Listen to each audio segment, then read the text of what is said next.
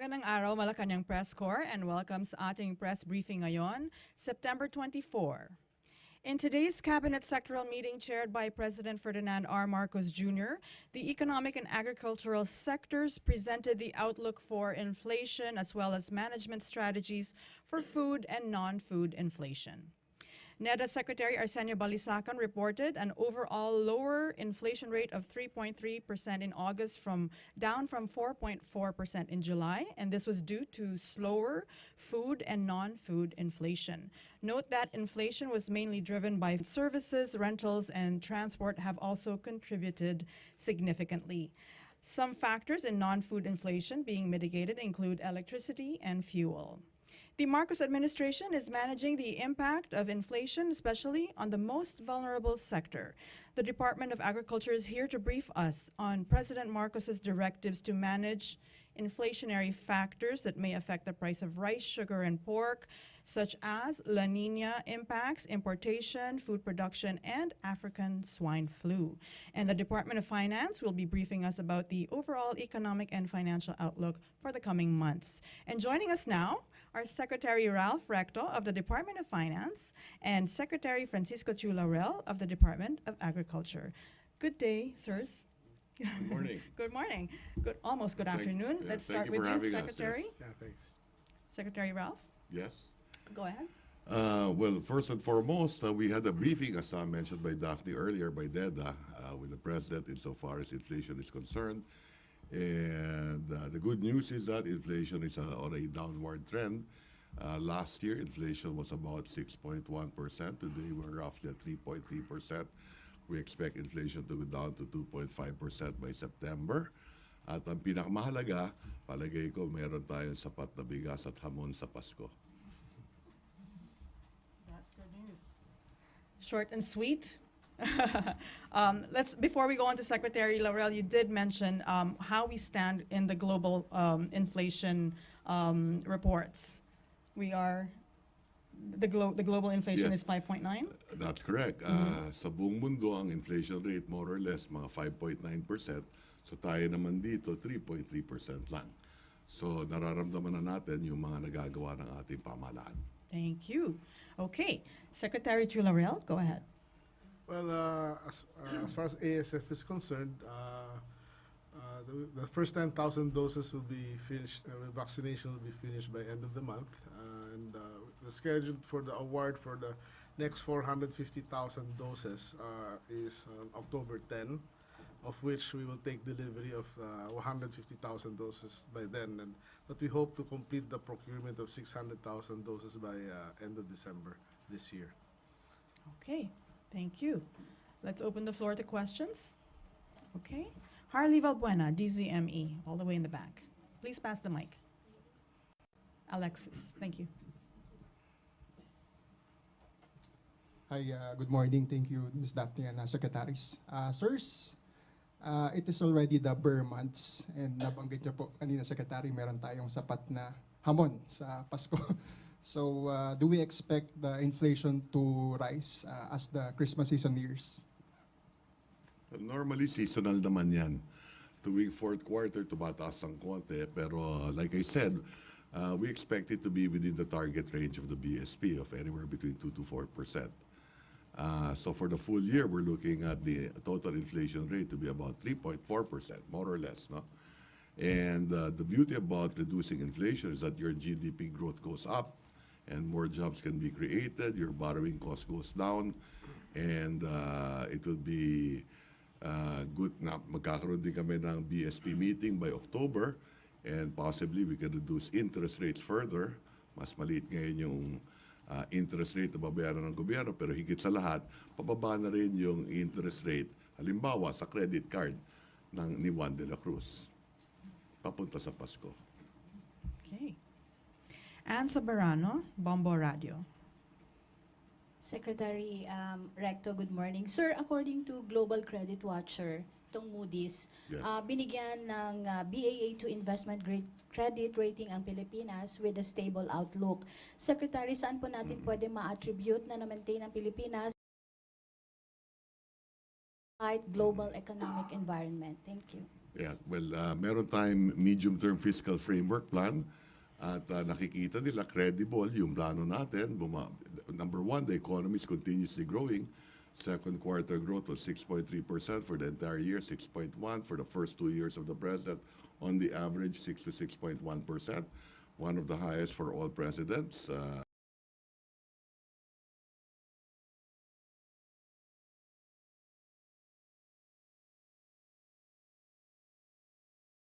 By 2028. So we're just following that plan. No? At nakikita natin yan, yung mga spreads natin pababa. So pag umutang ang Pilipinas, mas mababa ang interest rate. No? We did get a credit rating upgrade from R&I. This is a Japanese rating agency, and conscious tayo sa programa natin Road to A. Of course, by 2028, we want that all the rating agencies will give us a grade of A. Kahit A minus, pwede na. Okay. Sam Medinilla, Business Mirror. Please pass the mic. Chona. Thank you. For Sec Recto. Analysts are saying that the reduction in the reserve requirement ratio is equivalent to around 300 to 400 billion in liquidity. Are you concerned that this will lead to a spike in inflation? Why or why not? No, we've considered that when we decided on that policy in the BSP meeting, the last BSP meeting. This will be good for the economy. It will improve the capital markets. You're injecting roughly 380 billion into the system. It will be good for banks. And then may lag effect din naman yan. Well, ito, mas immediate to than the policy rate, no? So, not really. That's all been considered, and we expect inflation to be 2.9 to 3.1% next year. So, even lower than this year. Sir, yung saan po And nanggagaling? that will help also grow the economy pala. Yeah. Sir, saan po nanggagaling yung confidence natin na ma-achieve natin yung 2.5% inflation this month, tapos yung sabi po yung 2.9% by next year, considering na mag-e-election at tataas yung spending tsaka yung La Línea? Well, like I said, no, for September, ang expectations natin is roughly 2.5. It's a range between 2.1 to 2.9. The midpoint is roughly 2.5. I also mentioned seasonal ang inflation. So during the fourth quarter, medyo tataas ng konti yan. But still within the range of 3.1 to 3.9%. And next year, based on the models that we have, we're looking at 2.9 to 3.1%. Thank you. Okay. Christian Isores, Radio 630.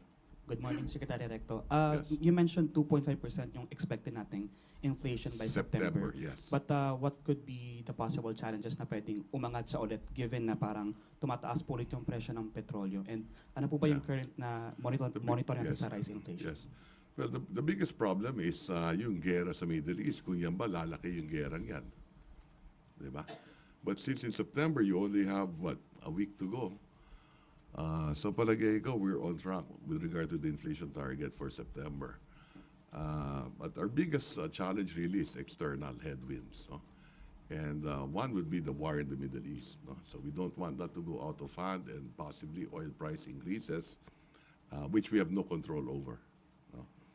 There is a pressure also the electricity rates to go up, but the president has decided to spread that out to roughly 36 months. No? Para hindi masyadong tumaas din yung inflation rate or yung binabayaran ng consumer natin sa electricity. So I think everything is manageable.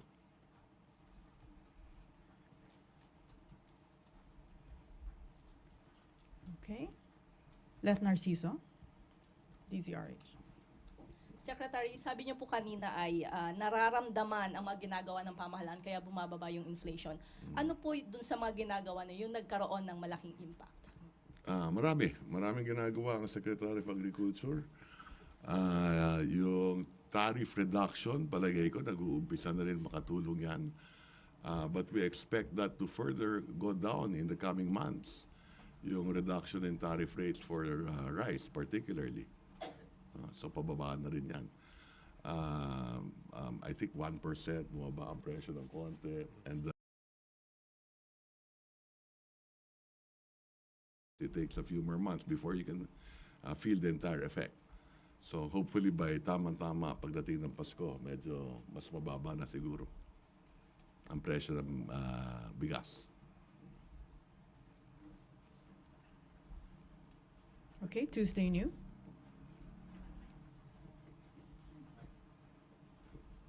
Good afternoon, sirs. To Secretary Laurel, sir. Sir, kumusta po yung pakikipag-ugnayan nyo sa Philippine Ports Authority with regard to the overstaying of container vans na may mga bigas? Nakakita na po ba kayo ng elemento ng profiteering or hoarding doon sa nangyaring pagkaka-overstay ng mga container vans? And may makakasuhan po ba o sino po ba ang magkakaso? Sa ngayon, base sa data, may mga na-move out na more than 300 containers. And meron mga overstaying containers pero hindi ganun karami pa nakikita namin. And basically abandoned na yun eh. Yung mga may 2023 na ilang containers, may 2022 na ilang containers, but majority is still within the 30 days na allowable nila to keep the containers in the port, no? But we've talked to the importers, of course, and they're moving it out na. Kahit na mas mura daw kasi yung charges dun sa port kasi sa warehouse nila, that they have they're helping us to move it out para malagay sa merkado. And of course, I'd like to thank PPA and the BOC, no, for assisting the DA in this endeavor. At malaking tulong at nakasynchronize so kami para sa darating na mga buwan, lalo pa sa Kapaskuhan, na maraming dating na shipment para efficient lahat. Thank you. Mayroon bang makakasuhan, sir? Sabi po kasi titignan kung mayroong... Yung sa abandoned na yon, we checked that some companies, mukhang hindi na rin existing yung companies eh. But of course, we're still gonna pursue the investigation and we'll get to the bottom of this. But as of the moment, medyo fresh pa to, so maybe after a week or two, may have more details. Okay, sir. In case, sir, halimbawa, sabi niyo abandoned na, ano ang pwedeng gawin ng gobyerno doon sa abandoned container vans na yun na may lamang bigas? Pwede ba yung i-custody ninyo o makuha ninyo, maipamigay o maibenta sa kadiwa? Normally, we will have to have it tested first if it's still food safety natin. Once it is determined as safe siya for consumption, then BOC will have to be the one to seize it and maybe auction it or give it to Kadiwa. So nasa BOC yung mandato dun. Okay, Maricel Halili, TV5.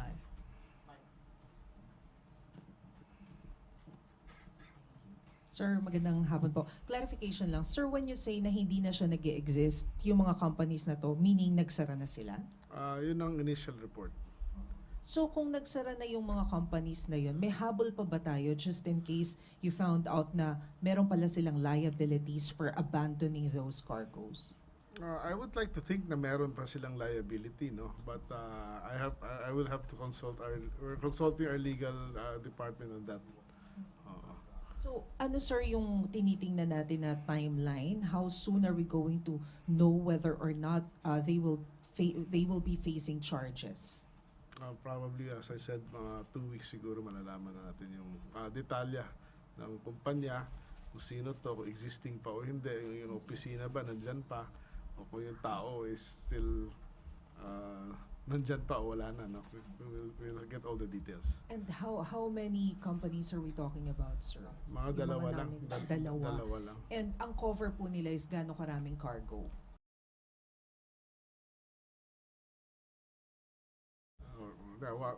Two companies maybe with 3 or 4 containers.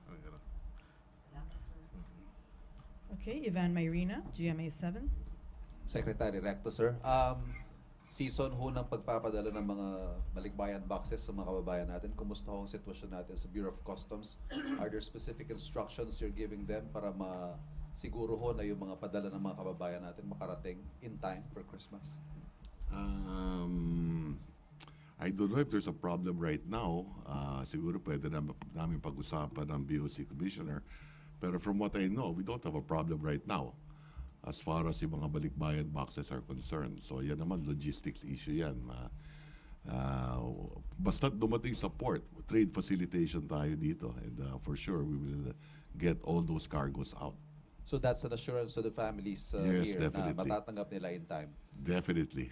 Ano naman Kailangan ho ang maligaya ang Pasko natin lahat. ano naman ho ang forecast natin, sir, sa foreign exchange? Kasi medyo pababa ho yung Correct. value ng dollar ngayon. Yung mga padala ho kaya nila. Correct. Ano ho kaya magiging value by Nakakatulong December? yung paglakas ng piso sa inflation din. Okay? So right now, nasa 55.80 if I'm not mistaken. Seasonal din yan. Lumalakas ang piso pag Pasko. So palagay ko, lower 55s. Yan ang mangyayari. So makakatipid tayo sa mga importation natin. So yan ho ang inaasahang palitan ng mga OFW families by December. That's correct. 55. That's Thank correct. you. More or less, 55.30. Hard to tell, but I think it will be a bit stronger than where you are today. Thank you. Did you Alexis Romero, Philippine Star. Secretary Rector, if I'm not mistaken, we are looking at 5.6% of the GDP deficit for 2024. Tama po? More or less, 5.6, 5.7. That's correct. Okay. Are we going to achieve that this year? Very confident we will achieve that this year. And what gives us this optimism? I've seen the numbers. We're hitting our targets.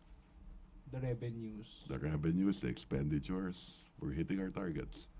And ergo, your deficit will be down to about 5.6 to 5.7 this year. So within the target, how about That's correct. enforcement measures against tax evaders? Will this also figure? That continues. All of that continues with the BIR. So 5.6, 5.7, what will be absolute figures? Well, you can calculate that 5.7% of roughly 28 trillion. Okay. You get the numbers, yes. So we'll achieve that. Yes. Thank you, Sec. Okay. Pia Gutierrez, ABS-CBN. Hey, Secretary Recto and Secretary Chu Laurel. Sir, based sa surveys kasi managing inflation has always been the top criticism of the public dun sa administration ni President Marcos. So how would you assess the administration's efforts in addressing this? Yeah. Well, like I mentioned earlier during our opening statement, last January of 2023, it was 8.7%. August of 2023, it was 5.3%. Today, we're down to 3.3%. So we're making good progress. Now, in addition to that, we do have a lot of social programs that we're undertaking. More or less 50% of all Filipino families will benefit from the budget this year. Yung mga ayuda program, yung 4Ps, AKAP, AIX, MAIP, you put them all together, that's more than 500 billion. You're talking about roughly 12 million families will benefit from that. So this is like a wealth transfer. Okay? So lahat yan nakakatulong sa mga pangkaraniwang mamamayan to cope up with inflation. So hindi kasama sa numero yan, pero kasama sa numero yan sa pagtaas palagay ko ng approval rating ng Pangulo at ng buong pamahalaan. Now, you are correct that the inflation is the number one concern. If you take a look at the different programs of government, ang rate ng taong bayan doon ay maganda ang approval rating sa iba't ibang programa ng ating Pangulo. Sa food, well, ang ating Pangulo ay nakatutok dyan actually on a weekly basis, no? From rice to corn to sugar, isda, manok, baboy.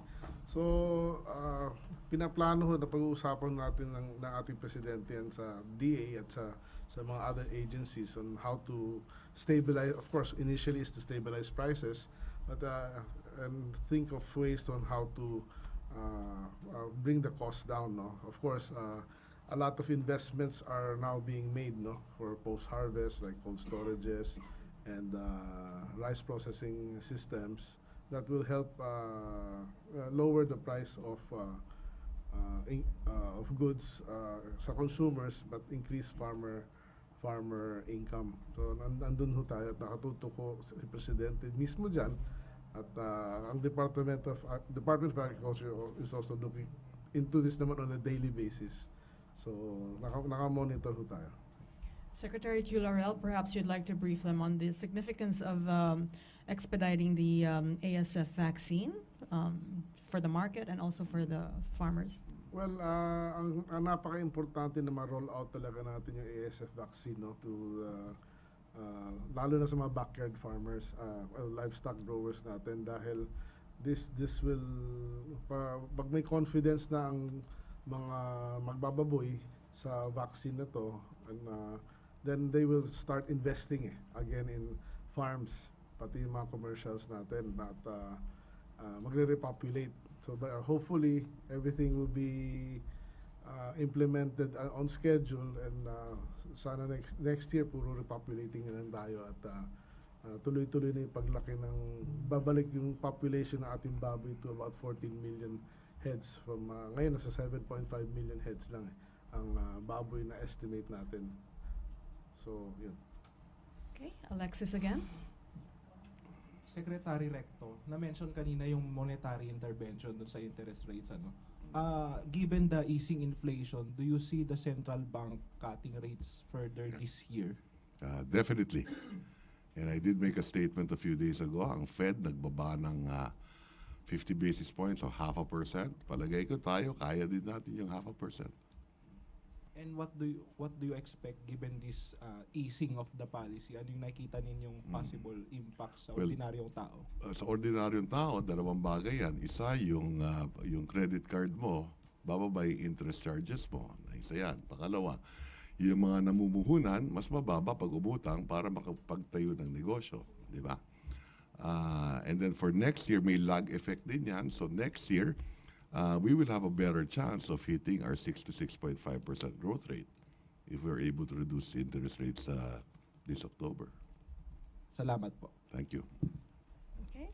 Pia Gutierrez again.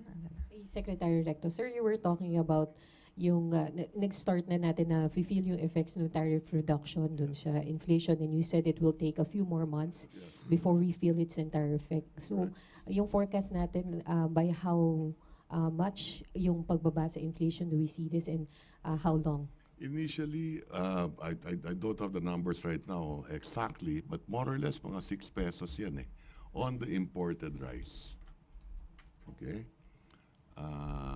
But it all depends on what world prices will look like, no? Kasi we mimic naman world prices din But I think by November, December, it should be by the time dapat pababa na My yan. personal the DA's estimates are by mid-October dapat pababa na yan slowly, no? But the full effect should be felt by January of 2025. Yeah. Marami pa tayong stocks yung stocks na imported na nabili ng mahal, paubos na. But the problem is maraming nabiling local palay at a very high price, 30 pesos per kilo from January to June of this year. Marami pang stock nun. So, but paubos na rin tingin ko by November yan. No? So, we should see a lowering of, because of the lower duties, tsaka bumaba din ng konti ang international price ng bigas. So, pababa na yan. But the full effects, para sa akin, 5 to 7 pesos ang range. So, I'll put it at 5 pesos na dapat bumaba. Kung 52 ngayon ang kunyari ang bigas, dapat by January nasa 48 na lang yan. Kung 50 ang bigas ngayon, 45 dapat yan by January. Yan ang aking estimates. Thank you. And Soberano. Secretary Laurel, sir, may forecast din kayo na possible na tumaas din ang presyo ng mga karne like the pork ngayong holiday season? Mayroon pa tayo kasing ASF na Well, yung what is happening sa ASF now, with what's happening sa ASF now, actually, ang mga magbababoy habang wala pa yung vaccine, gusto nilang magbenta at magkatay no? So, we expect na hindi tataas ang presyo ng baboy. Although demand masyado sa Pasko dahil tuloy-tuloy pa ang pag-grow at gusto nilang katayin na kaagad yung baboy para nga malesen yung risk nila So, but of course, demand in December is usually double, no? Mataas. So, baka tumaas ng konti pero hindi naman siguro significant. Okay. Sam Madanilia again. Microphone, please. Anne, thank you. for Secretary Recto. Sir, yung na-mention po nila na medyo pababa na po yung price, price for international price ng rice. May plan po ba na yung government to review yung EO62 na 15% na tariff for rice? Since pababa naman, pwede increase po ba nila yun amid concerns ng mga local farmers? Ako ang number one is kulang ba ang supply natin? Kung kulang ang supply, kailangan mo mag-import. There's no way around that, di ba? Okay, so it will take time for us to increase our production. At yan naman ginagawa na ni Secretary Laurel. No? The budget, the last 2 years are significantly higher than the previous 2 years. No? Ang budget cycle natin, 2 years ang budget cycle na isang taon eh. Di ba? So in effect, we managed 2 years budget in 1 year. Okay? So having said that, there should be adequate resources for the Agriculture Department to increase the production. It'll probably take at least 2 years. Okay, so basta kulang ang demand tumataas. Okay, as the economy improves, as incomes improve, people buy more rice, people buy more pork. So your demand is increasing. Kung ang supply mo hindi nag-i-increase, maliwanag kailangan mo mag-import. Okay? So eventually, tataas din yung supply natin. Pag tumaas yung supply natin, saka siguro natin pwede bawasan din yung taripa. Mga kailan po kaya natin expected na... Every 6 months, nagre-review naman ang Pangulo dyan. Every 4 months, rine-review yan. Oo. Thank you, sir. Okay. Okay. I think, no more questions. Well, thank you so much, Secretary Tu Laurel, and thank you, Secretary Recto. Thank you, Daphne. Maraming salamat, Malacañang Press Corps. Thank This you. concludes this briefing.